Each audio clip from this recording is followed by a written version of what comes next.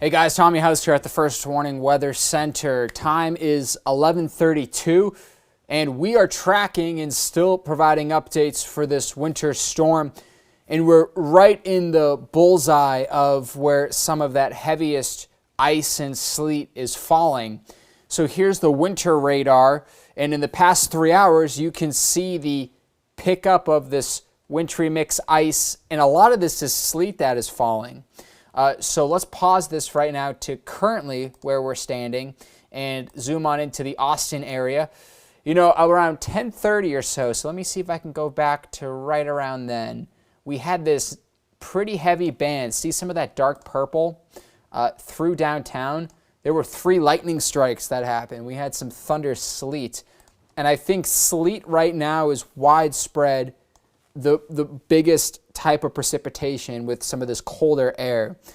You know, leading up to this, we've seen a bit of a trend of that Arctic air creating more of a cold kind of environment, which is prime for that sleet to fall. So a lot of sleet that has been quickly accumulating. So let's start first with the Austonian weather camera. Completely frozen over. It's just fun to see. But the TxDOT camera, look at all of the sleet on Mopac. So this is Mopac and Far West Boulevard. There's nobody on the highway, which is great news. So people are listening to the urgency. It doesn't matter how skilled you are at driving. It's going to be very slick and treacherous conditions. If you have to drive, I recommend going very slow and staying in that lane that has the least amount of that sleet and ice. So let's talk about timing, because this is, again, the heaviest duration of this sleet and freezing rain. Through the next hour or two, we'll begin to see this wind down. There's still plenty of moisture building in from our southwest, so that is allowing for some scattered sleet, freezing rain, mist, even some snowflakes.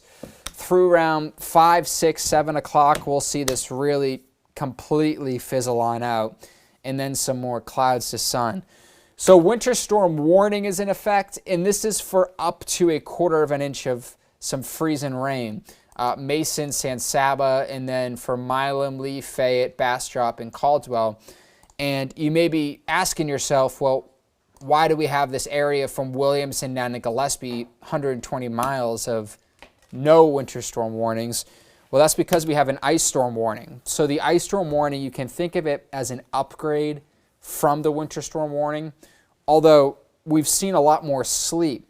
And the sleet is a good thing, because the sleet isn't going to create the power outage threat that we were originally anticipating, because our freezing rain, 1/10 of an inch to 3/4 of an inch for all 15 counties here. And I think places northwest of Austin, so a little bit of Burnett, Lampasas, Mason, San Saba, you're going to be closer to around that 3/10 range. But I think it's going to be more in the lower end for Austin. You know, you could see maybe a little bit more way out toward Milam, Lee, and Fayette, but through the 35 corridor thing. So let's load up that sleet, and I want to show you the updated numbers here. A dusting to around 1/2 inch, and it even, quite frankly, looks like we're trending a little bit higher from that, because remember, on Mopac, let's load this up again. Mopac is showing, I estimate this around 1/2 inch of sleet. So we're trending higher with sleet, we're trending lower with freezing rain, and that's because of that layer of cold air in the atmosphere that's a little bit higher, a little bit deeper cold air. You can see there one of our TxDOT camera there. Our heroes on the roadway tonight, making sure that everything's all smooth and safe. It's going to go back to me real quick, but I want to talk about the extreme cold filling in behind this storm system. This is going to be dangerous Arctic air, y'all. This isn't any sort of, I don't want to say this isn't a joke. I mean, this is going to be bitter, brutal. Want to make sure you're indoors, especially tomorrow with some of these temps and wind chills. So temperatures will hover in the 20s as you progress through the night tomorrow morning. You got a few pockets of teens way out toward the hill country. You got some upper 20s a little bit further east. Toward the late morning, afternoon, some may try to get to freezing down in Caldwell and Fayette. I would say about 95% of us stay below freezing in Central Texas. Colder air fills in Sunday night into Monday. Monday, you're waking up widespread in just those teens. And then I think Monday afternoon, although it is trending a little bit colder, 33. So you have the cold. The winds, they're going to be around 25 miles per hour. Not a continual gust, if you may, but it's more of a pesky breeze that's going to create this biting wind chill. So the wind chill values, that feels like temperature, tomorrow morning you step outside, it's going to be feeling like 0 in several counties. -1 Burnett, 2 in Georgetown, 7 Austin, 1 Fredericksburg, Llano, 2 in blank. You get the idea. Outright, just that feels like North Pole air, I will say it. Alaskan air, perhaps. And that air temperature through Monday, Tuesday, you'll still get that biting wind chill for Monday. Winds will be a little bit calmer. Into Tuesday, Wednesday, though, that's where things are still below freezing, but lows will be in the 20s by Wednesday morning. Monday afternoon, we have 36. I think now for tomorrow, don't be surprised if that's bumped down to like 34.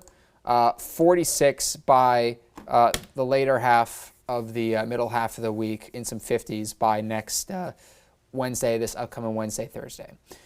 So let's get through this storm.